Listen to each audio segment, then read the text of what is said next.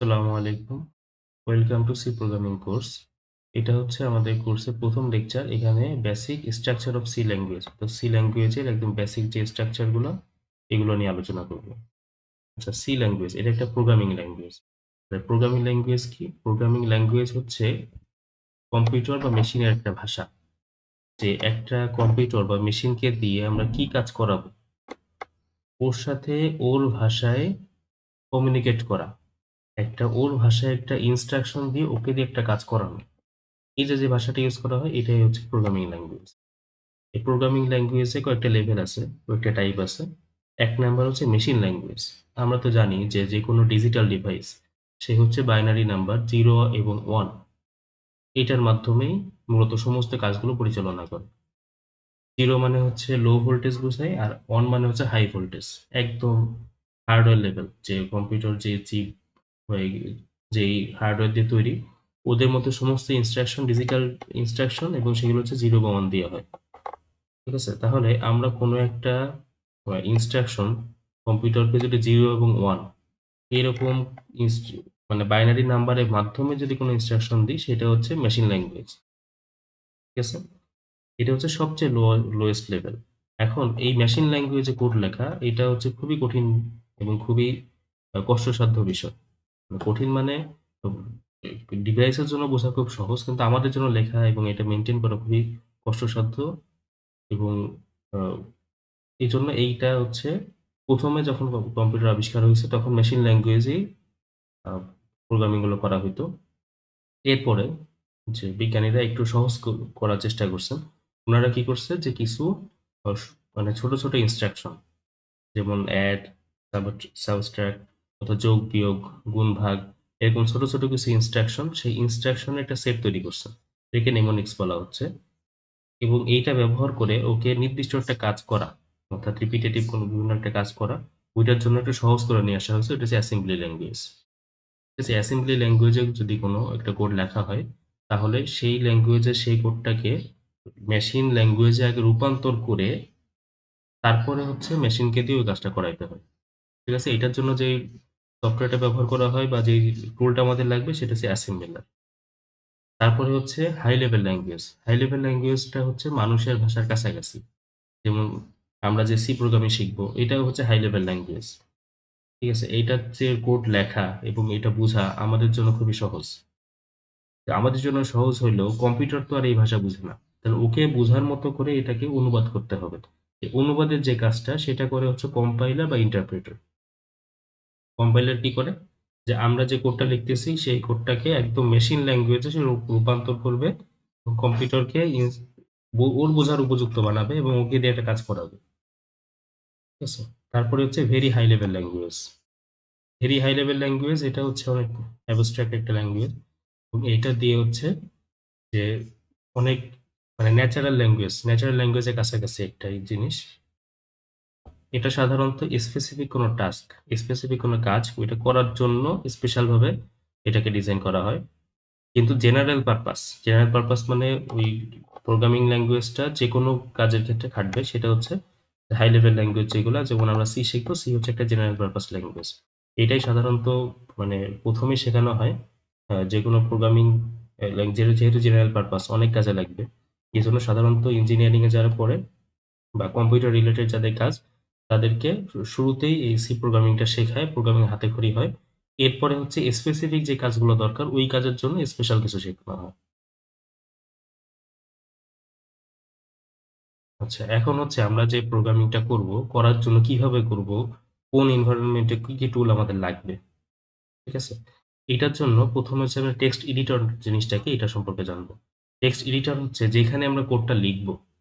যে আমরা যে এক জায়গায় কোড লিখবো, কোড লিখে তারপরে না হয় এটাকে আমরা আ কাজে লাগাবো। আর কোড যেখানে লিখবো, যেমন ধরো নোটপ্যাড ধরো, এরকম যে সফটওয়্যার যেগুলো আছে যেখানে আমরা কোডটা লিখতে পারি সেটা হচ্ছে টেক্সট এডিটর। তো ওখানে আমরা কোডটা লিখতে পারবো। তারপর হচ্ছে কম্পাইলার। কম্পাইলার কি করবে? এইটা যে আমরা কোডটা লিখছি এটাকে বলা হয় সোর্স কোড। এই সোর্স কোডটাকে ট্রান্সলেট করে কম্পিউটারের বোঝার উপযোগী, অর্থাৎ মেশিন কোডে রূপান্তর করবে। অথবা ইন্টারমিডিয়েট ল্যাঙ্গুয়েজ, এটা পরবর্তীতে মেশিন ল্যাঙ্গুয়েজেই শেষ পর্যন্ত রূপান্তর হবে। এই কাজটা যে করবে সে হচ্ছে কম্পাইলার। ঠিক আছে, জিসিসি কম্পাইলার সাধারণত ইউজ করা হয় সি বা সি প্লাস প্লাস এর জন্য। আচ্ছা, এখন হচ্ছে আমাদের ইন্টারপ্রেটর। ইন্টারপ্রেটর কম্পাইলার মূলত একই কাজ, কিন্তু ইন্টারপ্রেটর কি করে, ও হচ্ছে একটা কোডকে লাইন বাই লাইন ওইটাকে ট্রান্সলেট করতে করতে আসে। তো কম্পাইলার হচ্ছে ফুল কোডটাকে একসাথে কম্পাইল করে, একসাথে ওইটাকে মেশিন ল্যাঙ্গুয়েজে রূপান্তর করে। আর ইন্টারপ্রেটর হচ্ছে লাইন বাই লাইন এক্সিকিউট করতে করতে আসে। মূলত জিনিসটা একই করতে পারো। আমরা হচ্ছে সি এর জন্য কম্পাইলার ইউজ করব। হ্যাঁ, ইন্টারপ্রেটার সাধারণত পাইথন বা অন্য ল্যাঙ্গুয়েজের ক্ষেত্রে কাজে লাগে। ডিবাগার হচ্ছে যে একটা টুল যেটা হচ্ছে আমাদের কোডের মধ্যে কোনো ভুল আছে কিনা ভুলটা খুঁজে বের করার জন্য আমাদের সাহায্য করে। এখন এই যে প্রত্যেকটা আলাদা আলাদা কম্পোনেন্ট, এই কম্পোনেন্ট আলাদা আলাদাভাবে ইউজ করা একটা কষ্টসাধ্য বিষয়। এজন্য একটা সিস্টেম ডেভেলপ করে, যে এনভায়রনমেন্ট ডেভেলপ করা হয়েছে সেটা হচ্ছে আইডিই, ইন্টিগ্রেটেড ডেভেলপমেন্ট এনভায়রনমেন্ট।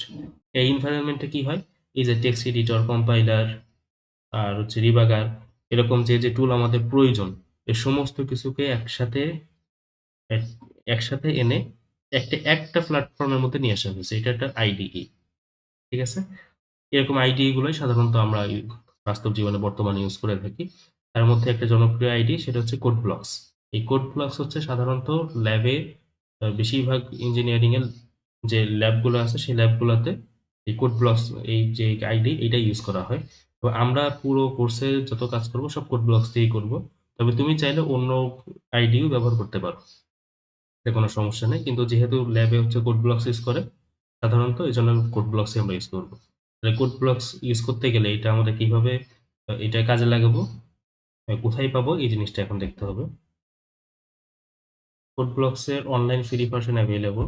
এই জন্য গুগলে আসবা, এসে এই কোড ব্লকস লিখে সার্চ দিবা। সার্চ দিলে দেখো কোড ব্লকস এর ওয়েবসাইট চলে আসছে। এটাতে ঢুকবা, ঢোকার পরে এখানে ডাউনলোডসে যাবা। ডাউনলোডস এর বাইনারি রিলিজেস, এটাতে আসবা। এটাতে এসে অধিকাংশ আমরা উইন্ডোজ ইউজ করি, এই জন্য উইন্ডোজ ভার্সনটা ডাউনলোড করবা। তোমার যদি অন্য ভার্সন হয়, অন্য লিনাক্স বা ম্যাক এরকম হয়, তাহলে ওইটার ভার্সন ডাউনলোড করে নিবা। অধিকাংশ যেহেতু উইন্ডোজ ইউজ করি, উইন্ডোজ। আর এখানে দেখো বিট বলতে একটা বিষয় আছে, 64 বিট। আর এখানে আছে 32 বিট।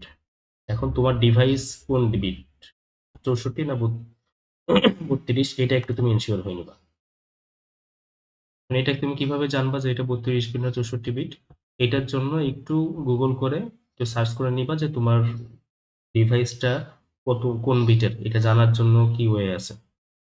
ওইটা একটু সার্চ করে একটু দেখে সেই ইনস্ট্রাকশন ফলো করে একটু দেখে নিবা যে তোমার ডিভাইসটা আসলে 64 বিট না 32 bit.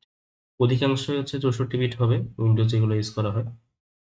Core I five, core I three, এই যে এগুলো ইউজ করা হয়, আর অধিকাংশ হচ্ছে 64 বিটই হয়। ঠিক আছে, এই জন্য আমি 64 বিটটাই দেখাচ্ছি। 64 বিটের এখানে দেখো অনেকগুলো ভার্সন আছে। কোন ভার্সনটা তুমি ডাউনলোড করবা, এই যে এইটা, এই ভার্সনটা ডাউনলোড করবা। এই যে এখান থেকে চাপ দিলে এখান থেকে চলে যাবে, আহ, মানে ওইটা ডাউনলোড এরিয়া চলে আসবে, ওইটা ডাউনলোড করে নিবা। ঠিক আছে,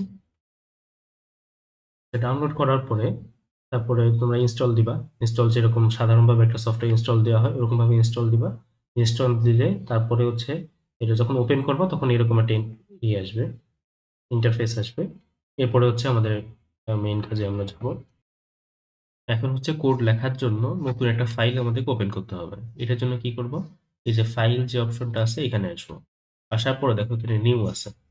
নিউতে যে এই এমটি ফাইল, এখন এখানে থেকে শর্টকাট দিয়ে আছে control shift N. Control shift N দিলেও নতুন ফাইল ওপেন হবে, অথবা এখান থেকে এটা চাপলে নতুন একটা ফাইল আসলো। এটা হচ্ছে অনেকটা টেক্সট এডিটরের মতো, যেখানে হচ্ছে আমরা কোড লিখতে পারবো আর কি। ঠিক আছে, টেক্সট এডিটর একটু দেখানো হয়েছিল, আইডি এর মধ্যে টেক্সট এডিটর অংশ হচ্ছে এটা। আচ্ছা, এখন এটাতে কোড লেখার আগে প্রথম কাজ হচ্ছে এটাকে সেভ করা। ঠিক আছে, ভালোভাবে মনে রাখো যে প্রথম কাজ হচ্ছে এটাকে সেভ করা। সেভ করার জন্য কি করব, ফাইলের অপশনে যাব, যাওয়ার পরে সেভ ফাইল। আর শর্টকাট হচ্ছে কন্ট্রোল এস, কন্ট্রোল এস দিলেও সেভ হয়ে যাবে। সেভ ফাইল দিব। ফাইল দেওয়ার পর লোকেশন দিতে হবে যে কোথায় সেভ করবো। ঠিক আছে, তাহলে আমি হচ্ছে একটা লোকেশন দিয়ে দিই।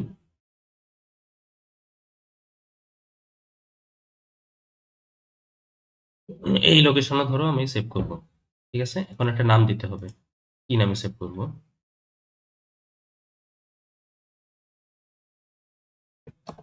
কোড 1 নাম দিলাম। দেখো এখানে এক্সটেনশন, দেখো এক্সটেনশনটা অবশ্যই ডট সি টাইপের হইতে হবে। যেহেতু আমরা সি প্রোগ্রামিং করতেছি এর জন্য সি কোড লেখা হচ্ছে, এই জন্য ডট সি এই এক্সটেনশনটা অবশ্যই থাকতে হবে। ঠিক আছে? আর ফাইল টাইপ এটা অবশ্যই এই সি বা সি প্লাস প্লাস ফাইল এটা দিতে হবে।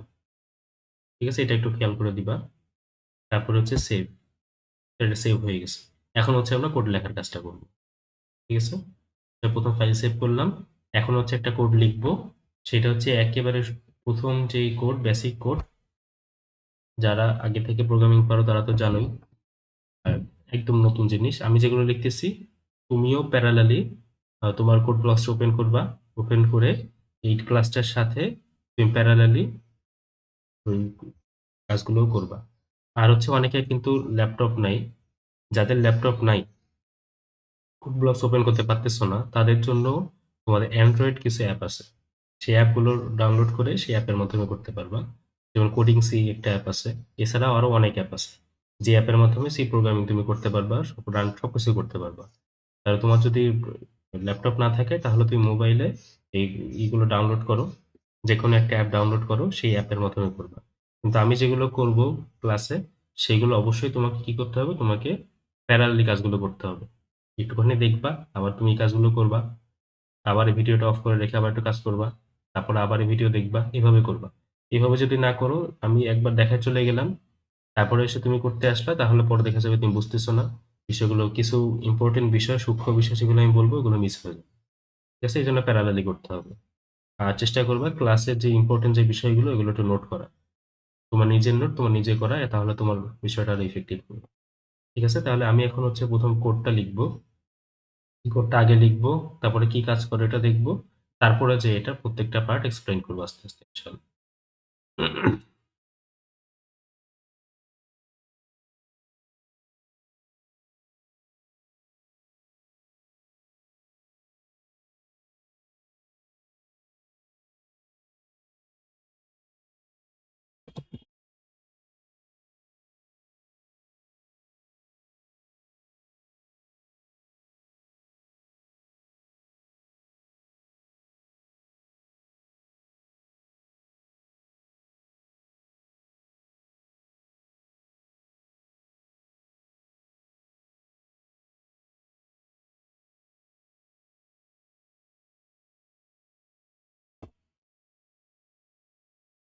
আচ্ছা, এই কোডটা লিখলাম। এখন আমরা হচ্ছে এই কোডটা রান করব। ঠিক আছে, আগে রান করে দেখি কি কাজ হবে, তারপরে আস্তে আস্তে বুঝবো, এক্সপ্লেইন করি, যদি না বুঝো টেনশন করার কারণ নেই। আচ্ছা, প্রথম হচ্ছে এটাকে রান করার জন্য কি করতে হবে, এখানে বিল্ড যে অপশন, সেই অপশনে আসবা। তারপরে যে বিল্ড, এটাকে চাপ দিবা। এখানে কন্ট্রোল F9 এটা দিলেও বিল্ডের কাজটা হবে। ঠিক আছে, তাহলে বিল্ড চাপ দিলাম। বিল্ড চাপ দিলে কি হয়, বিল্ড চাপ দিলে হচ্ছে এটা কম্পাইল হয়। একটু আগে দেখলাম কম্পাইলার, কম্পাইলার কি করে, যে একটা কোডকে মেশিন ল্যাঙ্গুয়েজে রূপান্তর করে মেশিনে বোঝার উপযোগী ভাষায় রূপান্তর করে। এখানে আমরা যেগুলো লিখছি সব কিন্তু ইংলিশে বিভিন্ন লেটার ইউজ করে করছি, এগুলো তো মেশিন বোঝে না। মেশিন বোঝে হচ্ছে কি মেশিন ল্যাঙ্গুয়েজ, ওল্ড ল্যাঙ্গুয়েজে রূপান্তর করা, এই কাজটা যে করবে সে হচ্ছে কম্পাইলার। এখন হচ্ছে বিল্ড করা মানে এখানে আমরা কম্পাইলারের কাজ করছি, তো এখানে যে সোর্স কোডটা লিখছি অর্থাৎ টেক্সট এডিটরে সোর্স কোড লিখছি, এইটা মেশিন ল্যাঙ্গুয়েজে রূপান্তর করলে যখন আমি বিল্ড করলাম মানে কম্পাইল করলাম। ঠিক আছে, এবং এখানে দেখো এখানে একটা মেসেজ দেখাবে, যে মেসেজটার মধ্যে কি দেখাবে, যেখানে জিরো ইরোর্স জিরো ওয়ার্নিং, এখানে কোনো ইরোর নাই, ওয়ার্নিংও নাই, এই জন্য কম্পাইলেশনের কাজটা ঠিকঠাক মতো হয়েছে। আচ্ছা, কম্পাইল করার পরে কাজ কি, পরে করে কাজ হচ্ছে এটাকে রান করে দেখা যায় আসলে কাজ করতেছে কিনা। এই রান করার জন্য বিল্ড অপশনে যাবে, এই যে রান অপশনে যাবে। রান অপশনে গেলে দেখো কি করতেছে, যে এখানে আমরা যে প্রিন্টএফ এর ভিতরে যা লিখছি সেই জিনিসটা এখানে কনসোলে আউটপুট হিসেবে দেখাচ্ছে। ঠিক আছে, আলহামদুলিল্লাহ, it is my first code, এটা এখানে ইয়ে করে দেখাচ্ছে। আচ্ছা, এটুকু জিনিস তো আমরা বুঝলাম যে একটা কাজ করলাম, সেই কাজটা এখানে দেখাইলো। এখন আমরা আসি পার্ট বাই পার্ট আসি, যে আসলে কোন জিনিসটা আসলে কি মিন করতেছে। প্রথম হচ্ছে দেখো, আমরা এই লাইনটা লিখছি, ফার্স্ট লাইন।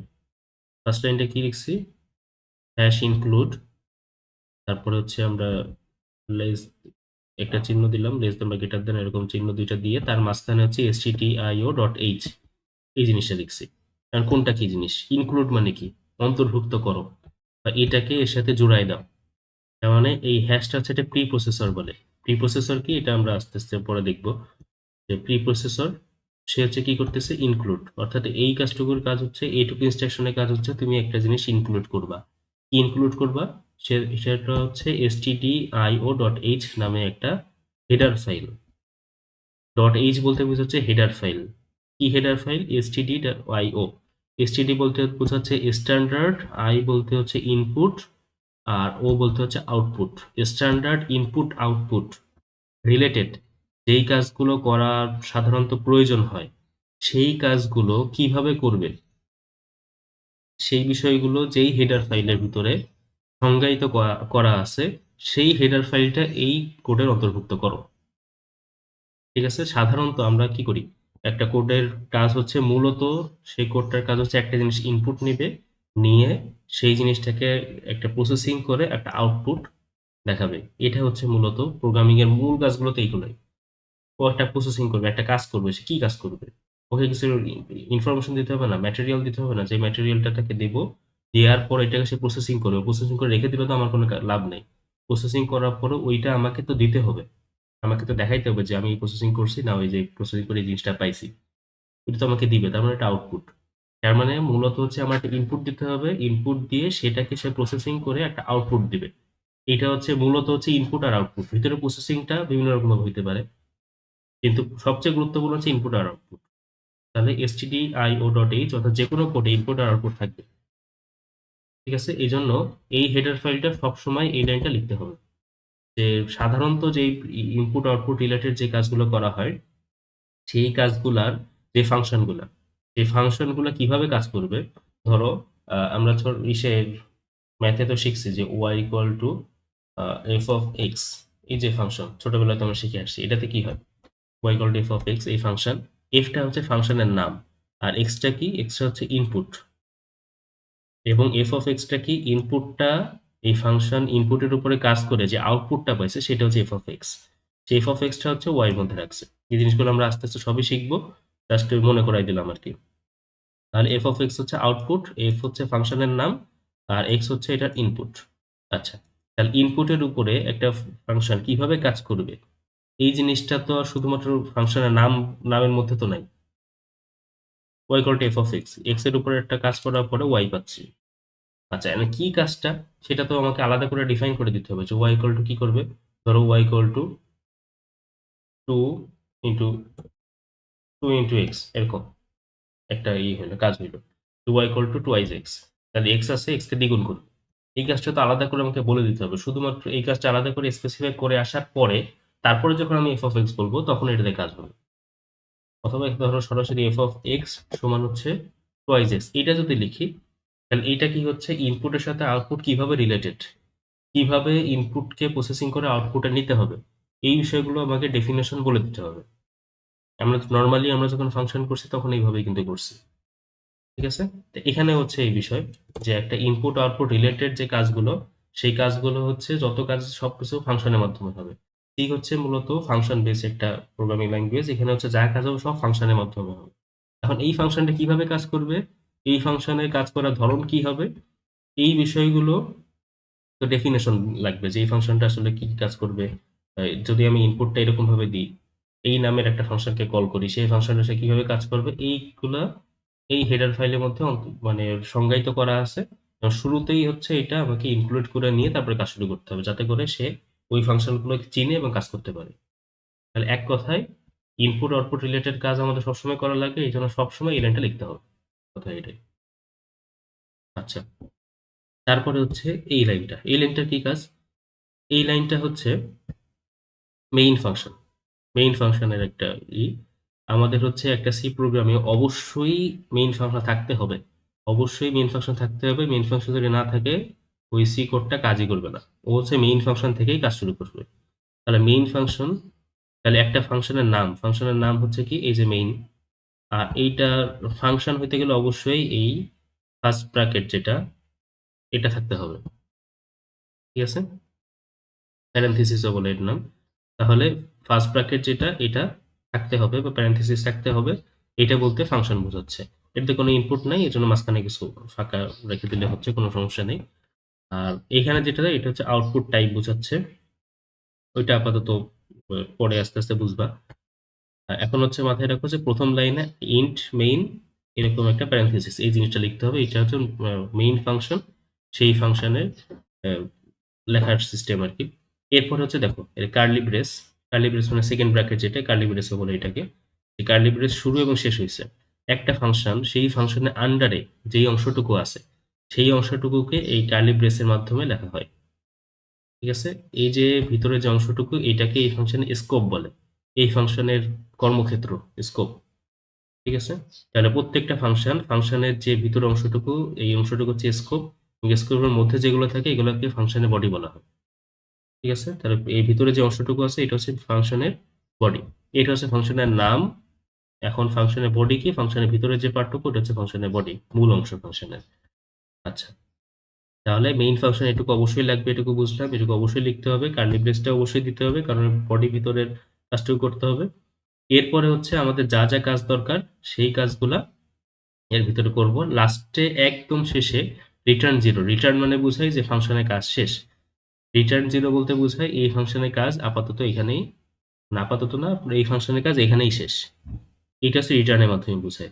আর জিরো মানে বোঝায় যে আমাদের কাজগুলো একেবারে সাকসেসফুলি খুব ভালোভাবে কমপ্লিট হয়েছে, এটার জন্য এই রিটার্ন জিরো, জিরো রিটার্ন করার এই আহ, কাজটা করা হয়। যে জিরো দেখলে বুঝবো যে না ঠিকঠাক মতো কাজটা হয়েছে। এখন জিরো কি একটা পূর্ণ সংখ্যা, এই জন্য এখানে ইন্টিজার দেওয়া হচ্ছে। ঠিক আছে, ইন্টিজার কি জিনিস বা আইন্ট কি জিনিস সেটা একটু পরে আস্তে আস্তে বুঝবা। তাহলে এই যে যে প্রিন্টএফ, এই কাজটা কি করতেছে, যে প্রিন্ট ফাংশন কি করতেছে, যে একটা আউটপুট লিখিত আকারে আমাদেরকে দিচ্ছে, প্রিন্ট আকারে দিচ্ছে। এই যে প্রিন্টের যে ফাংশন সেটা হচ্ছে প্রিন্টএফ। তাহলে প্রিন্টএফ কি করতেছে, প্রিন্টএফ এর এই যে অবশ্যই ফাংশন একটা প্রিন্টএফ, আর প্রিন্টএফটা কিভাবে কাজ করবে এটা হচ্ছে এই যে হেডার ফাইল এর মধ্যে ডিফাইন করা আছে যে এইটা আসলে কিভাবে কাজ করবে। তাহলে এটা হচ্ছে প্রিন্টএফ। আচ্ছা, প্রিন্টএফ এর ভিতরে অবশ্যই এটা একটা ফাংশন, যেহেতু ফাংশন সেহেতু কি করতে হবে, যে একটা প্যারেনথেসিস অবশ্যই দিতে হবে, অর্থাৎ ফার্স্ট ব্র্যাকেট দিতে হবে। এই ফার্স্ট ব্র্যাকেটের ভিতরে এই যে সেকেন্ড ডাবল যে কোটেশন, ঠিক আছে, ডাবল কোটেশন, এই ডাবল কোটেশনের ভিতরে, ডাবল কোটেশনের পেয়ার একটা শুরু এবং শেষ, এইটার ভিতরে আমি যে অংশটুকু লিখব সেই অংশটুকু হচ্ছে প্রিন্ট আকারে আউটপুট হিসেবে আমাকে লিখিত আকারে দেখাবে। ঠিক আছে, টেক্সট আউটপুট অর্থাৎ লিখিত আকারে আমাদেরকে দেখাচ্ছে। এটা হচ্ছে এই যে প্রিন্টএফ এর ভিতরে যা লিখবো ওইটুকু ওইটাই দেখাবে। ঠিক আছে, আবার একটু আমরা করে দেখি। আচ্ছা, একটু আগে আমরা বিল্ড করছিলাম, বিল্ড করে একটা অপশন দেখালাম এখানে, কন্ট্রোল F9, এটা চাপ দিলেও সে বিল্ড হিসেবে দেখাবে, এটা শর্টকাট কি এখানে দেওয়া। আচ্ছা, এই কাজটা আমরা এই কির মাধ্যমে করতে পারি, এটাকে চাপ দিলেও বিল্ডের কাজটা হয়ে গেল, যে ঠিকঠাক মতো হয়েছে, কোনো এরর নাই, কোনো ওয়ার্নিং নাই। আচ্ছা, এখন হচ্ছে রানের কাজটা, এটা চাপ দিলেই রান হয়ে যাবে। বিল্ডের মাধ্যমে করা যায়, শর্টকাট কির মাধ্যমে করা যায়, এই শর্টকাট এই বাটনের মাধ্যমে করা যায়। তাহলে দেখো এখান থেকে আউটপুটটা কি আসলো, আউটপুটটা আসলো এখানে যা যা লিখছি তাই। আসার পরে তারপরে দেখো process return zero, process return zero বলতে বোঝাচ্ছে কোডটা একদম ঠিকঠাক মতো কাজ করছে, এবং রিটার্ন জিরো, রিটার্ন জিরো মানে এখানে রিটার্ন জিরো দেখছি, জিরো মিলছে, কাজ করছে। অনেক সময় দেখবা যে রিটার্ন সামথিং অন্য কিছু চলে আসবে, মাইনাস প্লাস বিভিন্ন বড় সড়ো একটা সংখ্যা চলে আসবে, যদি আমি রিটার্ন জিরো লিখছি তারপরে এরকম আসতেছে, তো ওটা তখনই হবে যখন কোড ঠিকঠাক মতো কাজ করে নাই, ভিতরে কাজ করতে করতে ক্রাশ করছে বা কিছু একটা হয়েছে, মেমোরি লিক হয়েছে বা বিভিন্ন রকম ঝামেলা হয়েছে, তাহলে ওই ঝামেলা হলে রিটার্ন জিরো আসবে না, অন্য কিছু আসবে। ঠিক আছে, আচ্ছা, আর এখানে দেখো এক্সিকিউশন টাইম দেখাচ্ছে যে কতক্ষণ লাগছে আমাদের কোডটা কমপ্লিট করতে, তারপর যে কোনো একটা কি চাপ দিলে এটা চলে যাবে। ঠিক আছে, আচ্ছা, এখন তোমাদের বড় একটা সমস্যা এরকম হবে যে শুরুর দিকে, যে এটা রান করছো, রান করার পরে এই যে আউটপুট কনসোল, যেটা আউটপুট কনসোল আসছে, আসার পরে তারপরে তুমি এটাকে কাটো নাই বা যায় না, এরপরে যে তুমি আবার রান করতে যাবা, যাই দেখবা যে এখানে কোনো রানে কোনো অপশনই আসতেছে না, কিছুই আসতেছে না। তাহলে এটা নিয়ে অনেকে টেনশনে, কি হলো, কেন আসতেছে না, কি সমস্যা। সমস্যাটা হচ্ছে তুমি এই যে এটা ওপেন ছিল, এই ওপেনটা তুমি কাটো নাই, তো এটা এখনো পর্যন্ত এই কনসোলটা অবশিষ্ট আছে, হয় তুমি যে কোনো একটা কি চাপতে হবে এটা বের করে, তা নাহলে এখানে ক্রস দিতে হবে, ক্রস দেওয়ার পরে এখন দেখো এখন সব অপশন আবার চলে আসছে। এটা যাতে ভুল না হয় এটা একটু খেয়াল রেখো। আর এই যে কম্পাইল করলাম এবং রান করলাম, এই কাজটুকু একসাথে করা যায় এই ইনস্ট্রাকশনের মধ্যে, বিল্ড অ্যান্ড রান। তো শুধুমাত্র F9 চাপ দিলে বিল্ড অ্যান্ড রান হয়ে যাবে। ঠিক আছে? আচ্ছা, তাহলে আর এখানে একটা কি আছে দেখো, বিল্ড অ্যান্ড রান মানে কি, মানে এটা আর কি বাটন, এই বাটন চাপ দিলেই তোমার বিল্ড অ্যান্ড রান দুইটা একসাথে হয়ে যাবে। ঠিক আছে? আচ্ছা, তাহলে একটা বেসিক একটা কোডের বিভিন্ন অংশ এটা আমরা একটু দেখলাম। এখন আবার একটু থিওরিটিক্যাল ব্যাকগ্রাউন্ড এগুলো একটু দেখে আসি। প্রোগ্রামিং এ আমাদের অনেক গুরুত্বপূর্ণ একটা জিনিস হচ্ছে ভেরিয়েবল। ভেরিয়েবল কি করে? ভেরিয়েবল হচ্ছে যে আমাদের একটা ডাটা, সেই ডাটা আমরা কোথায় কিভাবে রাখবো, এটা কিভাবে ম্যানিপুলেট করব, এটার জন্য আমরা ভেরিয়েবল ইউজ করি। ভেরিয়েবলটা হচ্ছে একটা কন্টেইনারের মতো তুলনা করতে পারো, যে একটা কন্টেইনার যেখানে আমরা কোনো একটা জিনিস রাখবো, রাখার একটা জায়গা। ঠিক আছে? যে আমাদের তো বিভিন্ন ডাটা নিয়ে কাজ করতে হবে, ইনপুট নিতে হবে, আউটপুট প্রসেসিং করতে হবে, আউটপুট দিতে হবে। এই যে ইনপুট নিব, প্রসেসিং করবো, আউটপুট দিব, সেই ডাটাগুলোতে রাখতে হবে, এক জায়গায় স্টোর করতে হবে, তারপর ওইটাকে ইউজ করে একটা আউটপুট জেনারেট করতে হবে। এটা করার জন্য আমাদের এই যে ডাটাগুলো নিয়ে রাখবো, প্রসেসিং করব, প্রসেসিং করার পরে আউটপুট ডাটাটা রাখবো, এই রাখার যে জায়গাগুলো ওটাকে বলা হচ্ছে কি ভেরিয়েবল। ধরো আমরা ছোটবেলায় যখন মানে করছিলাম, পাটিগণিত করছিলাম, অথবা আমরা ইসেও ইন্টারেও যেরকম ভাবে করে আসছি, যে একটা তোমার হচ্ছে কি বলা হচ্ছে, ধরো ডিফারেন্সিয়েশনের সময়, ডিফারেন্সিয়েশনের যে এটা অ্যাপ্লিকেশন, সেখানে কি করছিলাম, যে ধরে নিয়ে হচ্ছে একটা আহ, বর্গক্ষেত্র বা একটা আয়তক্ষেত্র, সেই আয়তক্ষেত্রের দৈর্ঘ্য হচ্ছে এক্স এবং প্রস্থ হচ্ছে ওয়াই। সেখান থেকে আমরা ধরে নিয়েছিলাম যে ক্ষেত্রফল হচ্ছে এক্স ওয়াই। এই এক্স এক্স ধরছি, ওয়াই ধরছি, এক্স আর ওয়াই বলতে তুমি কি বুঝবা যে এটা ক্ষেত্রফল, এটা কি দৈর্ঘ্য না প্রস্থ না কি? এটা তো তোমার হচ্ছে একটা ধরে নিতে হয়। যে আমরা ধরতেছি যে এক্স বলতে হচ্ছে আমরা দৈর্ঘ্য বুঝবো, আমরা ধরতেছি ওয়াই বলতে হচ্ছে আমরা প্রস্থ বুঝবো, এখন হচ্ছে এ বলতে কি ক্ষেত্রফল, তাহলে ক্ষেত্রফল এ বলতে বুঝবো। এখন এক্স আর ওয়াই দুটো গুণ করার পরে সেটা এর মধ্যে থাকবে। এই যে প্রথমে আমরা ধরতেছি, আমরা বলতেছি এই যে এক্স এবং ওয়াই ধরলাম, এগুলো হচ্ছে একটা ভেরিয়েবল ধরছি। ভেরিয়েবল ধরে এগুলো ভ্যালু কিভাবে কি চেঞ্জ হচ্ছে এগুলো অ্যানালাইসিস আমরা করছি। তা প্রথমত আমরা ধরে নিছি, তাই না, এগুলো হচ্ছে ভেরিয়েবল। এবং যখন আমরা নর্মালি করতেছি তখন তো আর এটা স্টোর করা এই করার কিছু না, শুধুমাত্র আমরা চেহারা দেখতে পাচ্ছি যে এটার মধ্যে এই ভ্যালু আছে, ওইভাবে আমরা ক্যালকুলেশন করে যাচ্ছি। কিন্তু ডিভাইসের ক্ষেত্রে তো আর ওরকম না। ডিভাইসের ক্ষেত্রে কি করতে হবে, একটু স্টোর করে রাখতে হবে। এই জন্য ভেরিয়েবল হচ্ছে কি, ভেরিয়েবল হচ্ছে নেমড স্টোরেজ লোকেশন। যে একটা স্টোরেজের একটা নির্দিষ্ট লোকেশন, যেখানে হচ্ছে আমরা মেমোরির একটা নির্দিষ্ট লোকেশন, সেখানে আমরা কিছু ভ্যালু ডাটা রাখবো। এই রাখার যে জায়গা সেটাকে একটা নামকরণ করব, সেটা হচ্ছে ভেরিয়েবল। ঠিক আছে?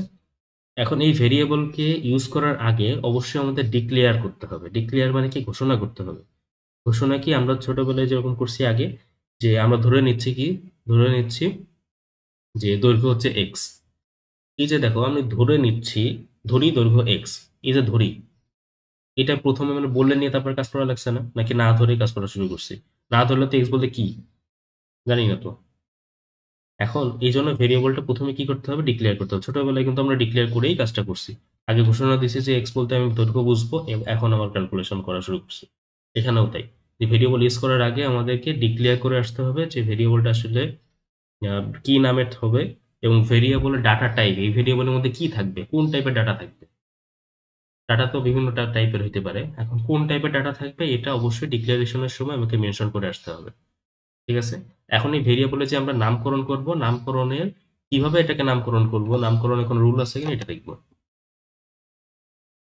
দেখো এগুলো হচ্ছে ভেরিয়েবল নামকরণে কিছু রুল, যে এই রুলগুলো আমাদের ফলো করতে হবে যদি ভেরিয়েবলের নামকরণ করতে চাই।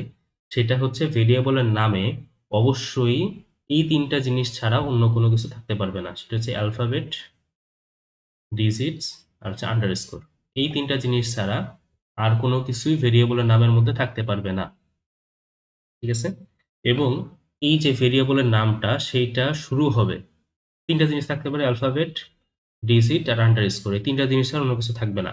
এবং এইটা নামকরণ শুরু হবে অ্যালফাবেট, আন্ডারস্কোর, এবং এই দুইটা জিনিস থাকতে পারবে শুধুমাত্র শুরু হওয়ার জন্য। এবং কি এটা শুরু হইতে পারবে না ডিজিট দিয়ে, অর্থাৎ কোনো ভেরিয়েবলের নাম ডিজিটের মাধ্যমে শুরু হইতে পারবে না। ঠিক আছে, ডিজিটের মাধ্যমে কি হতে পারবে না, শুরু হইতে পারবে না। অবশ্যই শুরু হবে আলফাবেট এবং আন্ডারস্কোর, এই দুইটার মাধ্যমে। তিনটা জিনিস থাকতে পারে, আলফাবেটস, আন্ডারস্কোর, ডিজিট। ডিজিটে শুরু হইতে পারবে না, বাকি দুইটাতে শুরু হইতে পারবে, কোনো সমস্যা নেই। এবং এই যে ভেরিয়েবলের নাম, সে নামের ভিতরে কোনো হোয়াইট স্পেস থাকতে পারবে না, অর্থাৎ কোনো স্পেস থাকবে না, একসাথে হবে নামটা, এক ওয়ার্ডের মধ্যে হবে, কোনো স্পেস থাকবে না। এবং কোনো কিওয়ার্ড, অর্থাৎ কিওয়ার্ড বলতে কি বোঝায়? কিওয়ার্ড বলতে হচ্ছে ওর নিজস্ব কিছু শব্দ আছে, যেই শব্দ বলতে এই মানে যখন কাজটা করা হচ্ছে, প্রোগ্রামটা, সে হচ্ছে ওই কিওয়ার্ড বলতে নির্দিষ্ট একটা কাজ, জিনিসটাকে বুঝে, ওর নিজস্ব পরিভাষা। ওর নিজস্ব পরিভাষা আমরা কোনো ভেরিয়েবলের নাম হিসেবে ইউজ করতে পারবো না। ঠিক আছে, এটাকে কিওয়ার্ড বলে। কিওয়ার্ডটা একটু করে দেখবো যে কি কি কিওয়ার্ড আছে। তারপর হচ্ছে ভেরিয়েবল নেমস আর কেস সেন্সিটিভ। কেস সেন্সিটিভ বলতে ছোট হাতের কোনো মানে অ্যালফাবেট ছোট হাতের আর বড় হাতের দুইটা জিনিস আলাদা আলাদা, দুইটা জিনিসকে সেম হিসেবে সে ট্রিট করবে না। আমরা তো এটাও এ বুঝি আর এটাও এ বুঝি, কিন্তু কোডের ক্ষেত্রে ও এটা আর এই দুইটা আলাদা জিনিস হিসেবে চিন্তা করবে। এটা হচ্ছে কেস সেন্সিটিভ। কেস ইনসেনসিটিভ মানে ছোট আর বড়, এটা কোনো ভেদাভেদ নাই, দুইটা একই জিনিস। কিন্তু এই সি প্রোগ্রামিং এটা হচ্ছে ফুল কেস সেন্সিটিভ, দুইটা কেস কখনোই এক হিসেবে হচ্ছে ট্রিট করবে না, দুইটা অবশ্যই আলাদা। এখন একটা রিকমেন্ডেশন, আমাদের এই যে যে পাঁচটা, এই পাঁচটা হচ্ছে ভেরিয়েবল নেমিং এর একদম মৌলিক রুল। এই পাঁচটা ফলো করতে হবে, আরো কিছু রুল আছে, এটা হচ্ছে মৌলিক না, এগুলোর থেকে একটা রিকমেন্ডেশন টাইপের, এগুলো করলে ভালো হয়, সুবিধা হয়, এরকম। কিন্তু মৌলিক হচ্ছে এই পাঁচটা। এখন রিকমেন্ডেড হচ্ছে কি, আমাদের রিকমেন্ডেশন দেওয়া হচ্ছে যে আমাদের এটা করলে ভালো হয়, এরকম দুইটা আমি উল্লেখ করছি। আরো কিছু আছে, ওগুলো তোমরা একটু দেখে নিতে পারো। Recommended to use meaningful names, meaningful নাম ইউজ করা, অর্থাৎ একটা ভেরিয়েবল আমাদের কি কাজে লাগবে ওই কাজের সাথে রিলেট করে ওইটাকে আহ, নামকরণ করা। এটা হলে আমাদের জন্য বুঝতে, সবকিছু করতে সহজ হবে। ছোট কোড করতে গেলে একরকম নামকরণ করলেই হয়, খুব সমস্যা হয় না। কিন্তু যখন একটা বড় কোড করবো, বড় একটা প্রজেক্ট করবো, তখন হচ্ছে আমাদের ওই মিনিংফুল নেম ইউজ করা উচিত। মিনিংফুল নেম ইউজ না করলে তুমি বুঝবে না যে আসলে ওটা কি কাজের জন্য ডিক্লেয়ার করা হয়েছে, ও কি করতেছে। অনেক সময় এটা ভুলাই যেতে পারে, একটার সাথে একটা লেগে যাবে, মানে মিশে যেতে পারে, তুমি নিজে ভুলে যাবে যে কোনটা আসলে কি কাজের জন্য ইউজ করতেছিলে। এই জন্য উচিত হচ্ছে ওইটা আমাদের ওই ভেরিয়েবলটা কি কাজে লাগবে ওইটার সাথে রিলেট করে তারপরে হচ্ছে ওইটাকে ডিক্লেয়ার করা, ইউজ করা। ঠিক আছে, অ্যাকর্ডিং টু ইউজ, ইউজ হিসাবে। Not to write very large names, অনেক বড় নাম, বিশাল বড় নাম, কত বড় নাম ইউজ করলে সমস্যা। সমস্যা মানে তোমার নিজেরই কোড করতে গেলে কষ্ট হয়ে যাবে, এজন্য এটা না করা উচিত। কিন্তু করলে যে তোমার গ্রামাটিক্যালি ভুল হবে এরকম না, এটা রিকমেন্ডেশন, তো না করা উচিত। ছোট ছোট শর্টে ই করা, নামকরণ করা। যদি দেখা যায় অনেক বড় নাম, অনেক বড় কিছু বুঝাইতে হবে, তাহলে ওইটাকে অ্যাব্রিভিয়েশন করে নিয়ে আসা আর কি। ঠিক আছে, সংক্ষিপ্ত করে নিয়ে আসা। আচ্ছা, এখন হচ্ছে আমরা দেখবো কিছু কিওয়ার্ড। সিতে কিছু কিওয়ার্ড ইউজ করা হয়, যে মোটামুটি 32টার মতো কিওয়ার্ড থাকে আছে।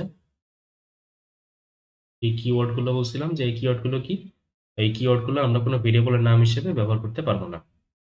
ঠিক আছে, যেখানে দেখো যে অটো, ব্রেক, এগুলো একটু দেখে রাখো, যে ভবিষ্যতে এগুলো প্রত্যেকটার কাজ আছে, আস্তে আস্তে করে এই কাজগুলো আমরা শিখবো।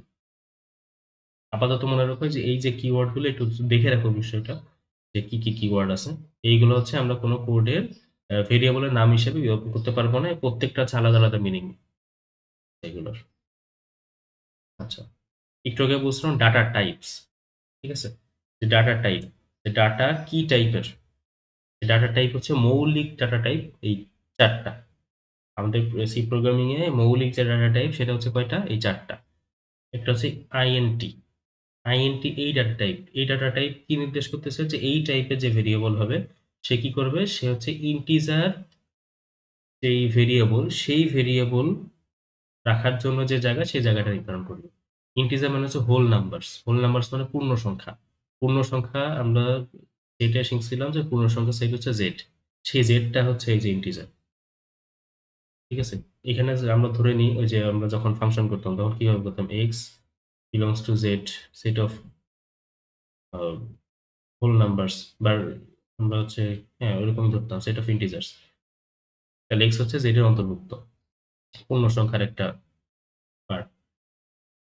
এখন এই যে কাজটা, এই কাজটা হচ্ছে আমাদের এই যে ইন্টিজার এই কাজ করতেছে। ইন্টিজার বলতে হচ্ছে এইটা, এই সেট অফ হোল নাম্বারস এটা। এটা হচ্ছে কি, এই যে 0, -1, -2, তারপরে হচ্ছে +1, +2 এরকম যেগুলো আছে।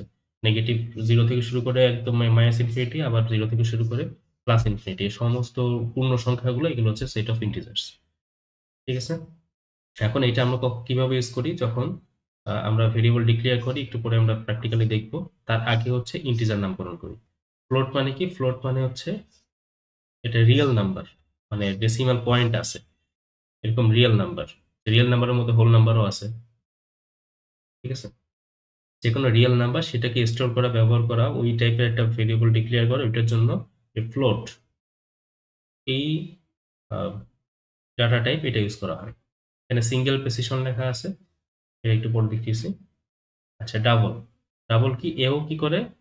এই হচ্ছে ডেসিমাল নাম্বারস, অর্থাৎ আহ, সে হচ্ছে পয়েন্টের পরে, অর্থাৎ রিয়েল নাম্বার, যেটা রিয়েল নাম্বার সেও করে। এটা হচ্ছে ডাবল প্রেসিশন। যেমন আছে ডাবল ডাটা টাইপ। তারপর হচ্ছে ক্যারেক্টার। ক্যারেক্টার কি করে? ক্যারেক্টার হচ্ছে আমাদের একটা যে কোনো একটা সিম্বল, ধরো এ বি সি, অথবা তোমার কম্পিউটারের সামনে যে কি গুলো আছে সেই কি গুলো প্রত্যেকটা হচ্ছে এক একটা মানে ক্যারেক্টার। ঠিক আছে? তাহলে এই ক্যারেক্টার গুলা, এগুলোকে স্টোর করার জন্য আমি কোন ক্যারেক্টার দিছি, কোন কিটা প্রেস করছে, সেই কিটার ওই যে ইনফরমেশন ওইটাকে যে হোল্ড করে, যে ডাটা টাইপ, সেই ডাটা টাইপ হচ্ছে ক্যারেক্টার। ঠিক আছে? এখন দেখো এই যে ফ্লোট আর ডাবল, এই দুইটা কি করতেছে? এই দুইটা হচ্ছে একই রিয়েল নাম্বার কে ইন্ডিকেট করতেছে, কিন্তু পার্থক্য হচ্ছে প্রেসিশনে।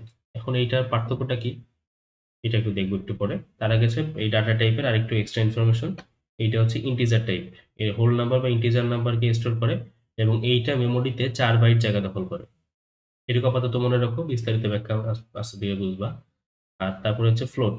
ফ্লোট কি করতেছে? মেমোরিতে 4 বাইট জায়গা দখল করতেছে। ডাবল হচ্ছে 8 বাইট, আর ক্যারেক্টার হচ্ছে 1 বাইট। ঠিক আছে? এটা কনভার্সন স্পেসিফায়ার দেওয়া আছে, এটা একটু পরে দেখাবো। আর একটা জিনিস খেয়াল করো যে ফ্লোটে যতটুকু জায়গা লাগে, ডাবলে তার ডাবল জায়গা লাগে। আচ্ছা, নেক্সট আমাদের হচ্ছে ফ্লোট টাইপ আর ডাবল টাইপ, এই দুইটার মধ্যে ডিফারেন্স কি? দুইটা আসলে দুটোই তো আমাদের রিয়েল নাম্বারই করতেছে, তার দুইটার মধ্যে ডিফারেন্সটা কি? ডিফারেন্সটা হচ্ছে প্রেসিশনে, single precision, double precision. Single precision বলতে এটার অ্যাকুরেসি পয়েন্টের পরে 6 থেকে 7 ঘর পর্যন্ত, ডেসিমাল পয়েন্ট আর কি। আর 6 থেকে 7 ঘর পর্যন্ত পয়েন্টের পরে যে ডিজিটগুলো, সেই ডিজিটগুলোকে সে অ্যাকুরেট দেখাইতে পারে 6 থেকে 7 ঘর। আর ডাবলের ক্ষেত্রে সে 15 থেকে 16 ঘর পর্যন্ত পয়েন্টের পরের যে নাম্বারগুলো, ওগুলোকে সে সঠিকভাবে দেখায়, অ্যাকুরেট ভাবে দেখাইতে পারে। এটা হচ্ছে প্রেসিশন। এটা হচ্ছে ছোট রেঞ্জ পারে, এটা হচ্ছে বড় রেঞ্জ পারে, smaller range are larger range. আর একটু আগে দেখে আসছি মেমোরিতে যেহেতু ছোট রেঞ্জ, ছোট সংখ্যা রাখতে পারে, এই জন্য 4 বাইট জায়গা লাগে। 4 বাইট মানে 32 বিট। 8 বিটে হচ্ছে 1 বাইট হয়। তাহলে 32 বিট মানে 4 বাইট জায়গা দখল করে, সেই জায়গাটুকুর মধ্যে সেই ভ্যালুটা রাখতে পারে। অর্থাৎ এর জন্য স্টোরেজটা কম লাগে। আর ডাবলের জন্য কি লাগে? ডাবলের জন্য বড় সংখ্যা রাখতে পারে, এই জন্য এইটার জন্য স্টোরেজ বেশি লাগে, 8 বাইট জায়গা লাগে। আচ্ছা, যেহেতু এখানে কম জায়গা লাগে, কম জিনিস, অল্প জিনিস নিয়ে কাজ করবে, তা দ্রুত ক্যালকুলেশনটা হবে এবং ক্যালকুলেশন টাইমটাও কম হবে। আর এটার জন্য কি বেশি জায়গা লাগে, বড় জিনিস, তাহলে এখানে ক্যালকুলেশন টাইম বেশি লাগবে। আর হচ্ছে কি, কাজটা একটু স্লো হয়ে যাবে। আর ইউজের ক্ষেত্রে কি, যখন আমাদের অল্প প্রেসিশন লাগবে, এত অ্যাকুরেট লাগবে না, মোটামুটি কাছাকাছি একটা হলেই হবে, তখন হচ্ছে ফ্লোট ডাটা টাইপ ইউজ করবো, আর ভ্যালুটা অনেক বড় হবে না, সেটা হচ্ছে ফ্লোট। আর যখন হচ্ছে অনেক বড় ইউজ করা লাগবে, বড় সংখ্যা নিয়ে হ্যান্ডেল করা লাগবে আমাদের, এবং প্রেসিশনটা, অ্যাকুরেসিটা আর বেশি লাগবে, তখন হচ্ছে আমাদের ডাবল টাইপ ইউজ করতে হবে। ঠিক আছে? এটা হচ্ছে এটার এক্সাম্পল। এরপরে হচ্ছে আমরা এই ডাটা, এগুলো দেখছে বেসিক ডাটা টাইপ। এই বেসিক ডাটা টাইপের সাথে আমরা একটু এটা মডিফায়ার দেখব। মডিফায়ার কি? বেসিক ডাটা টাইপকে কিছু মডিফাই করবে। যে আমরা দেখছি বেসিক ডাটা টাইপ কি কি আছে, ইন্টিজার, ক্যারেক্টার, ডাবল আর ফ্লোট, এই চারটা হচ্ছে আমাদের বেসিক ডাটা টাইপ। সেই বেসিক ডাটা টাইপের সাথে আমাদের কিছু মডিফায়ার আছে। যে মডিফায়ার ডাটা টাইপ সেটা হচ্ছে সাইন্ড। সাইন্ড বলতে কি বোঝাচ্ছে? যে একটা ইন্টিজার বা ক্যারেক্টার, এইগুলা যে এখানে রাখতেছি, ধরো ইন্টিজার দিয়ে আমরা ধরুন বুঝি, সেটা হচ্ছে আমাদের পজিটিভ নাম্বার, নেগেটিভ নাম্বার, দুটো জিনিসই আমি রাখতে পারবো, সেটা হচ্ছে সাইন্ড। এখানে সাইনটা সে স্টোর করবে এবং এটাকে সে গুরুত্ব দিবে। এটা হচ্ছে সাইন যে মডিফায়ার, সেই মডিফায়ার ইউজ করে। ঠিক আছে, এখানে পজিটিভ নেগেটিভ দুইটা জিনিসই রাখা যায়। আর শুধুমাত্র আইএনটি যেটা, সেটা হচ্ছে বাই ডিফল্ট সাইন ডি থাকে। আলাদা করে সাইন লেখার আসলে খুব দরকার হয় না, তারপরেও এটা যেহেতু গ্রামাটিক্যাল বিষয় আছে এই জন্য এটা দেখে দিলাম। আনসাইন্ড বলতে একটা কিওয়ার্ড আছে, এই কিওয়ার্ড বলতে কি বোঝাবে, যে ইন্টিজার টাইপের ডাটা ডিক্লেয়ার করবে, এটাকে আনসাইন্ড লাগাই দিব। এটা দিলে বোঝাবে এখানে শুধুমাত্র পজিটিভ, অনলি পজিটিভ ভ্যালু। মূলত হচ্ছে শুদ্ধভাবে বললে নন নেগেটিভ নাম্বার, কোনো নেগেটিভ নাম্বার এর মধ্যে থাকবে না। এইটা ইনশিওর করার জন্য আনসাইন্ড এই ডাটা টাইপ, এই মডিফায়ারটা ইউজ করা হয়। ঠিক আছে। শর্ট, শর্ট হচ্ছে সাইজ ছোট থাকবে, ইন্টিজার টাইপের সাইজ ছোট থাকবে, শর্ট ইন্টিজার। শুধুমাত্র শর্ট বলতে সে শর্টই বোঝায়। আচ্ছা, শর্ট ইন্টিজার। আর হচ্ছে লং ইন্টিজার। ঠিক আছে, লং, লং ডাবলও আছে, লং ইন্টিজারও আছে। ঠিক আছে, তাহলে এই বিষয়গুলো হচ্ছে আমাদের একটু দেখলাম। এখন হচ্ছে আমি ডিরেক্ট আমার কোডে চলে যাই, করে যেয়ে এর অ্যাপ্লিকেশনগুলো একটু দেখি। না হলে বেশিরভাগ থিওরিটিক্যাল আলোচনা করলে সবগুলো এতক্ষণ কি করেছে অনেকে দেখা গেলো বুঝো নাই, মাথার উপর দিয়ে গেছে। যাই হোক না কেন, সমস্যা নেই। এখন হচ্ছে আমি কোডে করালে আস্তে আস্তে বিষয়গুলো খুব ভালোভাবে বুঝে যাবে আশা করি। অবশ্যই কি করবা, নিজে নোট করার চেষ্টা করবা। আর হচ্ছে আমি যেই কোডগুলো করব সেই কোডগুলো অবশ্যই নিজে নিজে একটু পর পর ভিডিওটাকে অফ করে রেখে অবশ্যই নিজে নিজে করবা। নাহলে কিন্তু বিষয়গুলো বুঝতে গেলে একটু কঠিন হয়ে যাবে। আচ্ছা, তাহলে আমরা আবার এখানে কোড ব্লকসে ব্যাক করলাম। তাহলে কোড ব্লকসে এসে এখন আরেকটা জিনিস আগে আমি বলতে ভুলে গেছি আর কি। সেটা হচ্ছে দেখো, প্রত্যেকটা লাইনের শেষে একটা করে কি আছে, সেমিকোলন আছে। এই সেমিকোলনটা অবশ্যই মনে রাখবা, যে সি প্রোগ্রামিং এ যত কাজ করবা, যত ইনস্ট্রাকশন দিবা, সমস্ত ইনস্ট্রাকশন শেষ হবে একটা সেমিকোলন দিয়ে। এটাকে স্টেটমেন্ট বলা হয়। প্রত্যেকটা স্টেটমেন্ট, প্রত্যেকটা মানে ওকে নির্দেশনা যেটা ইনস্ট্রাকশন, এটা শেষ হবে কি দিয়ে, সেমিকোলন দিয়ে। সেমিকোলন বলতে বোঝায় যে এই স্টেটমেন্টটা শেষ। স্টেটমেন্ট মানে হচ্ছে একটা বক্তব্য, যে এই বক্তব্যটা শেষ। তাহলে আমি ওকে একটা কাজ করতে বললাম যে তুমি প্রিন্ট করো, ভিতরে আমি যে বলছি এটা প্রিন্ট করো। তার মানে একটা বক্তব্য শেষ, স্টেটমেন্ট শেষ, স্টেটমেন্ট শেষ করার সাথে সাথে একটা সেমিকোলন দিতে হবে অবশ্যই, কারণ এটা সিনট্যাক্সের অংশ। যদি আমি সেমিকোলন না দিই, না দিয়ে এটাকে বিল্ড করি, তাহলে কি দেখাবে, দেখো এখানে ইরর দেখাচ্ছে, ইরর মেসেজটা এখানে চলে আসছে, অন ইরোর্স। ইরর কি, এক্সপেক্টেড এই যে সেমিকোলন বিফোর রিটার্ন, এই রিটার্নের আগে একটা সেমিকোলন দিতে হবে এক্সপেক্ট। এটা না হলে সে এটাকে কম্পাইলেশন করতেই পারতেছে না। কম্পাইলেশন না করলে রান করা তো প্রশ্নই ওঠে না। ঠিক আছে। আচ্ছা, রান করার প্রশ্ন ওঠে না, কম্পাইলেশনই করতে পারতেছে না, কিন্তু এখন দেখো রান চাপ দিলে কিন্তু রান হবে। রান হয়েছে, কেন রান হয়েছে, কারণ এইটা প্রথমেই কিন্তু রান হয়ে আছে। একবার রান করছিলাম না একটু আগে, একটু আগে যখন আমি রান করছি তখনই এই ফুল কোডটা কি হয়েছে, অনুবাদ হয়ে সে ওই এটা ইসে চলে গেছে, কি বলে, মেশিন ল্যাঙ্গুয়েজে অবজেক্ট ফাইলে রূপান্তর হয়ে গেছে। তো সেখান থেকে সেটা রান করে দেখাচ্ছে। এটা কিছু প্রিভিয়াস যে ছিল, কম্পাইলেশন ছিল, ওইটার রান দেখাচ্ছে। ঠিক আছে, এটা কিন্তু এখনকার রান দেখাচ্ছে না।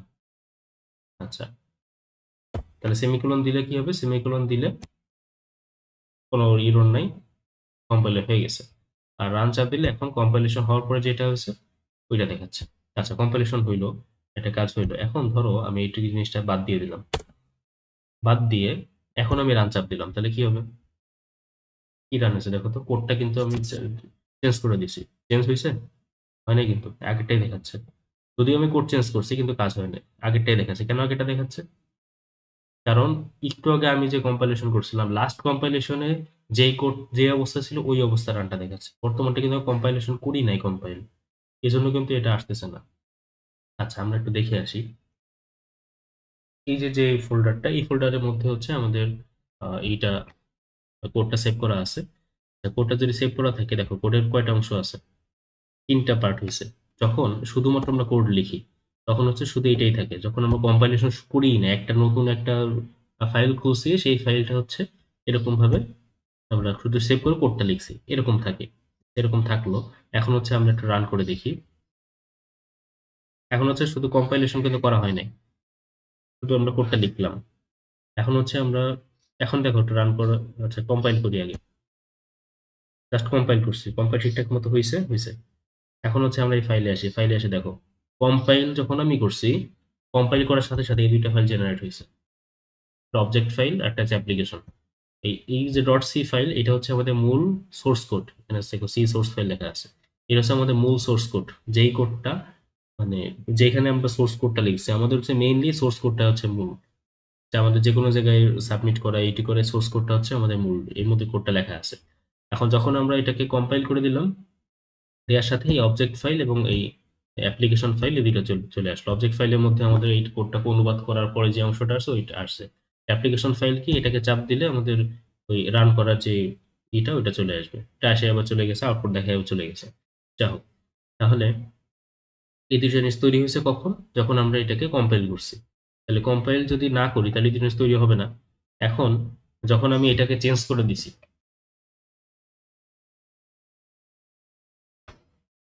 যখন আমি এটাকে চেঞ্জ করে দিলাম, চেঞ্জ করে দিলে আমি যদি কম্পাইল না করি, এটা তো কম্পাইল হয় নাই, এখানে যে কোডটা আছে আমি যদি তারপরে যদি এটা চেঞ্জ করার পরে কম্পাইল না করে রান করি, তাহলে অলরেডি যেটা সেভ করা আছে, যেটা রান মানে কম্পাইল করা আছে, এই যে অবজেক্ট ফাইল, ওইটাই হচ্ছে অ্যাপ্লিকেশনের মাধ্যমে কাজ করবে। ঠিক আছে? তাহলে এক কথা আমরা কি বুঝলাম, যে আমরা যদি এটাকে কম্পাইল না করি তাহলে আপডেটটা আমরা দেখতে পারবো না। এক কথা এটা। তাহলে কম্পাইল এন্ড রান দিলাম, এখন হচ্ছে আপডেটটা দেখতে পাচ্ছি। এখন হচ্ছে ওভাররাইট হয়েছে, যে আগে যেটা ছিল আবার যখন কম্পাইল রান করলাম, আগেরটা বাদ যায়, নতুনটা এর উপর রিপ্লেস হয়ে যাচ্ছে, ওভাররাইট হচ্ছে। আচ্ছা, তাহলে সেমিকোলন দিতে হবে, এটা তো বুঝলাম। রিটার্ন এটা একটা ইনস্ট্রাকশন, এরপর সেমিকোলন দিতে হবে। না দিলে কম্পাইল করতে গেলে এটা ইরর দেখাবে, অবশ্যই এখানে সেমিকোলন দিতে হবে। আচ্ছা, সেমিকোলনের কাহিনী গেল, এই বিষয়গুলো আমরা বুঝলাম, ভালোভাবে বুঝছি আশা করি। আচ্ছা, এখন হচ্ছে আমরা কি ভেরিয়েবল দেখছিলাম, যে ভেরিয়েবল কি করতে কি কি হয়, যে ভেরিয়েবলের ক্ষেত্রে প্রথম হচ্ছে ডিক্লারেশন করতে হয়, যে কোনো ভেরিয়েবল ইউজ করার আগে কি করতে হবে, ডিক্লেয়ার করতে হবে। তাহলে ইন্টিজার টাইপ, ইন্টিজার মানে হচ্ছে পূর্ণ সংখ্যা, দেখে আসছি যে পূর্ণ সংখ্যা, সেই পূর্ণ সংখ্যা একটা ইন্টিজার, সেই ইন্টিজার টাইপের একটা ভেরিয়েবল, সেটাকে ধরলাম হচ্ছে এক্স। ধরি এক্স হচ্ছে ইন্টিজার টাইপের একটা ভেরিয়েবল। ঠিক আছে?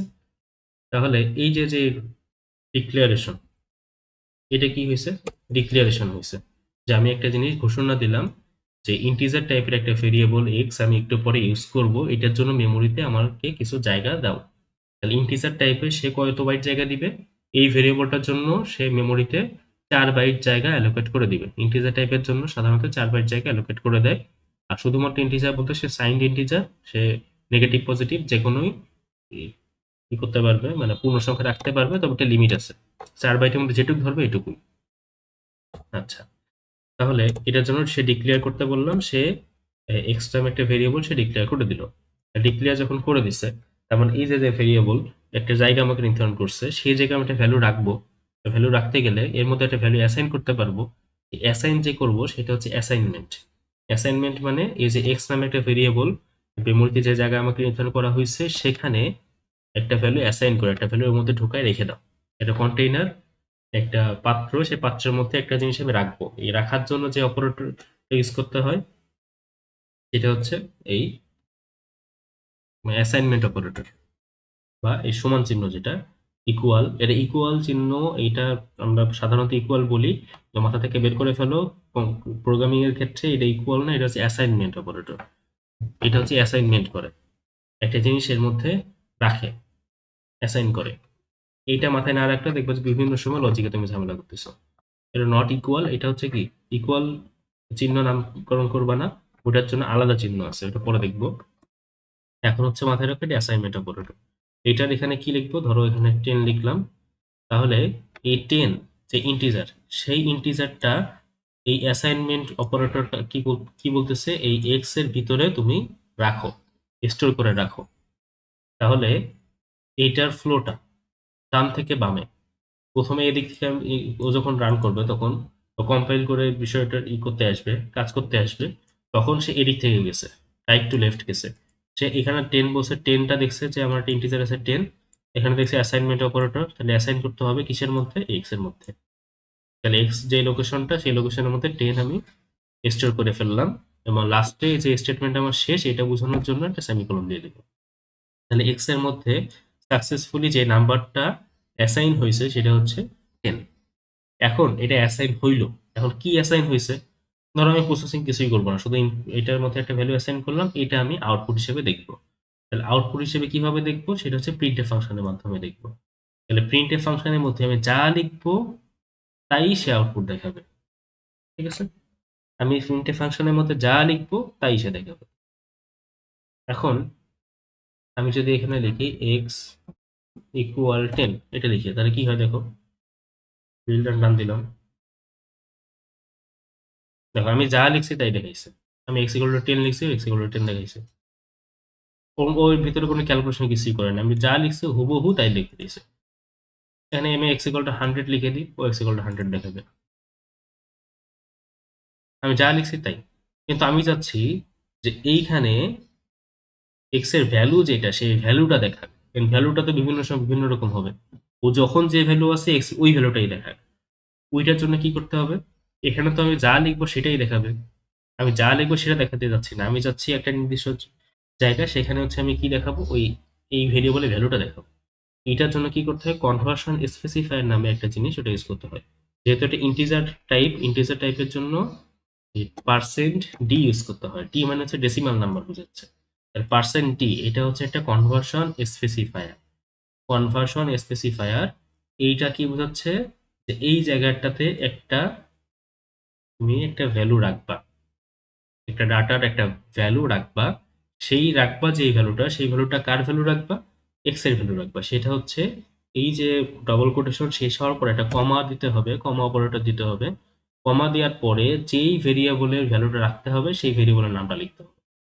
এখানে এই সিনট্যাক্সটা খুব ভালো করে ফলো করো যে এইটা কিভাবে করলাম। এর ভিতরে আমি যা দেখতে যাচ্ছি ওইটা শুধুমাত্র যেইখানে আমি ভেরিয়েবলের নাম ভ্যালুটা দেখতে যাচ্ছি সেখানে পার্সেন্ট ডি দিয়ে দিছি কনভার্সন স্পেসিফায়ার।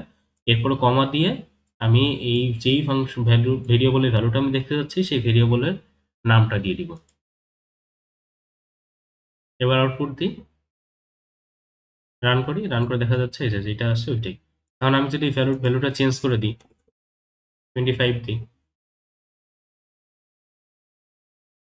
25 দেখাচ্ছে। তাহলে এই যে এটার নাম কি বললাম, কনভার্সন স্পেসিফায়ার, যে ভ্যালুটা কিভাবে ওই রাখতেছি ওইটা। ঠিক আছে, যে আমার এই ভ্যালুটা এই ইসে কনভার্ট করে দেখাচ্ছে। এটার জন্য কি লাগে, কনভার্সন স্পেসিফায়ার লাগে। ঠিক আছে, আচ্ছা, তাহলে এই ভ্যালুটা আমি আউটপুট হিসেবে দেখাইলাম। এরপরে হচ্ছে আমরা তো এখানে একটা ভ্যালু ফিক্সড করে দিছি। এখন আমরা যদি সরাসরি ইউজার থেকে ইনপুট নিতে চাই, যে এই জন্য যে ফাংশনটা ইউজ করতে হয় সেটা হচ্ছে স্ক্যানএফ। স্ক্যানএফ ফাংশনটা ইউজ করতে হয়। স্ক্যানএফ এর ভিতরে এখানে ডাবল কোটেশন দিতে হয়। ডাবল কোটেশন দিয়ে এখানে কি করতে হয়, আমরা কি টাইপের ডাটা ইনপুট নিতে যাচ্ছি, এটা হচ্ছে ইন্টিজার টাইপের, তাহলে পার্সেন্ট ডি দিতে হবে যে ইন্টিজার টাইপের একটা ডাটা আমি ইনপুট নেব।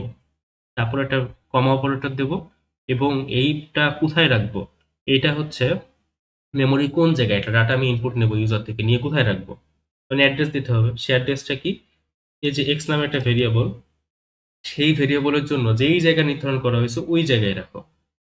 তাহলে এক্স মানে তো এটা ভ্যালু বোঝাচ্ছে, একটা ভেরিয়েবলের নাম বোঝাচ্ছে, নাম মানে ভেরিয়েবলের ভ্যালু। এখন ওইটা কোথায় আছে মেমোরির, সেই লোকেশনটা খুঁজে বের করো। লোকেশনটা খুঁজে বের করার জন্য যে অপারেটরটা ইউজ করা হয় সেটা হচ্ছে অ্যাড্রেস অফ অপারেটর। এই যে চিহ্নটা এটা হচ্ছে অ্যাম্পারসেন্ড চিহ্ন, এটা হচ্ছে অ্যাড্রেস অফ অপারেটর হিসেবে ইউজ করা হয়। এই অ্যাড্রেস অফ এক্স, অর্থাৎ এক্স এর ভেরিয়েবল, ওইটা যখন আমি ডিক্লেয়ার করছি তখনই মেমোরির মধ্যে একটা জায়গা নির্ধারণ করা হয়েছে।